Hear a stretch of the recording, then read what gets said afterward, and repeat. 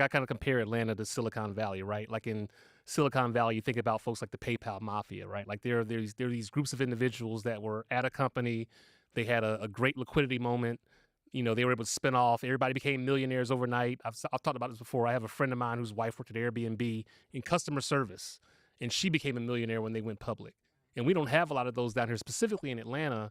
You know, and I think So many more. and we should have so many more. And I think that's one of those things that you don't really notice it at a high level, but when you really kind of take a step back, just Atlanta hasn't had that many companies. Like even with Mailchimp, you know, they sold a couple of years ago, right? But they were still privately. A lot of millions. No, they were privately owned. You know, the Ben he still owns the majority of that company. I think there was a small group of people that had some level of equity, but that was like $100 billion sale. And so you just think about even if $100 million of that had went to 100 different employees, 50 different employees. Now all of a sudden they could pool together and say, I'm put 10 grand in here, 20 grand in here. Now you'd have people from the culture in the culture that could actually contribute back to it.